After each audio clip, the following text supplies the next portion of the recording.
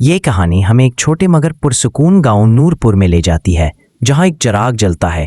یہ چراغ کسی تیل یا بتی سے نہیں بلکہ محبت، خدمت، عاجزی اور خدا پر یقین سے جلتا ہے۔ آئیے اس سفر کا آغاز کرتے ہیں۔ نورپور ایک چھوٹا سا گاؤں تھا۔ کھیتوں کی ہریالی، کھجور اور نیم کے درخت، مٹی کے کچے گھر اور نہر کا بہتا پانی، سب مل کر ایک ایسا منظر پیش کرتے کہ دیکھنے والے کے دل میں سکون اتر جائے۔ یہاں زندگی سادہ تھی۔ بچے شام کو گلیوں میں کھیلتے، عورتیں کنویں سے پانی بھرتی اور مرد دن بھر کھیتوں میں محنت کے بعد شام ڈھلے واپس آتے۔ غربت ضرور تھی لیکن دل کشادہ تھے۔ اسی گاؤں میں دو بھائی رہتے تھے۔ سلیم جوان، ذہین مگر دنیا پرست۔ خواب اس کے شہر کی چمکتی روشنیوں اور دولت کی چکا چوند سے جڑے ہوئے تھے۔ رحمت نرم دل، عبادت گزار اور صبر کرنے والا۔ اسے کھیتوں میں پسینہ بہا کر ملنے والا رزق ہی سب سے بڑی دولت لگتا تھا۔ ان دونوں کے قریب ایک بزرگ تھے، بابا یوسف۔ وہ صوفی منش انسان تھے، سفید داڑھی، روشن آنکھیں اور زبان پر ہر وقت ذکر خدا۔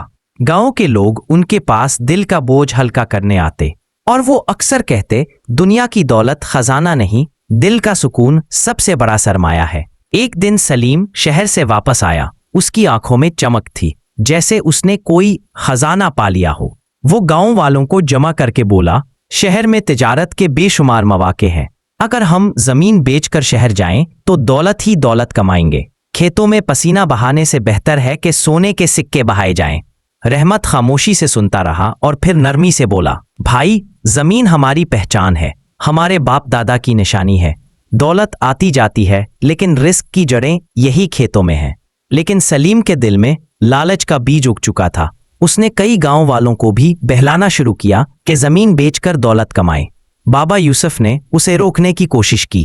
بیٹا، انسان اگر اپنی جڑیں کاٹ دے تو درخت کی طرح سوکھ جاتا ہے۔ دنیا کی چمک دمک آنکھوں کو دھوکہ دیتی ہے، اصل روشنی دل کے اندر کے چراغ میں ہے۔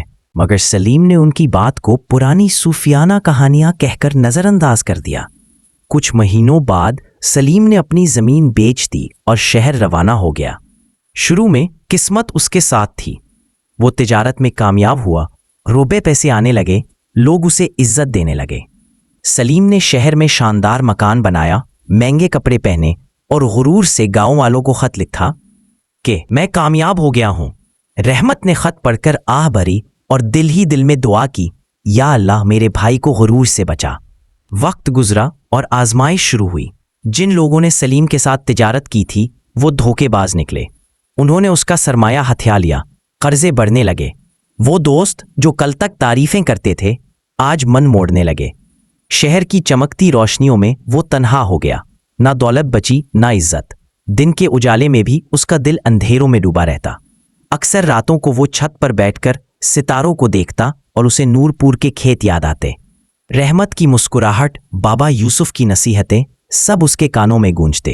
مایوس اور شکستہ حال سلیم آخر کار گاؤں واپس آیا۔ اس کے کپڑے پرانے، آنکھوں کے گرد سائے اور دل شرمندگی سے بھرا ہوا تھا۔ گاؤں والے جو پہلے اس کے غرور سے تنگ تھے اب ترس کھانے لگے، لیکن سلیم سب سے زیادہ ڈرتا تھا کہ رحمت اور بابا یوسف کو کیا منہ دکھائے گا۔ جب وہ گھر پہنچا تو رحمت کھیتوں میں ہل چلا رہا تھا۔ اس نے بھائی کو دیکھا، دوڑا اور گلے لگا لیا۔ آنکھوں سے آنسو بہہ نکلے۔ بھائی، تم آ گئے، یہ گھر تمہارے بغیر ادھورا تھا۔ سلیم رو پڑا، میں نے سب کچھ کھو دیا ہے، زمین، دولت، عزت، سب ختم۔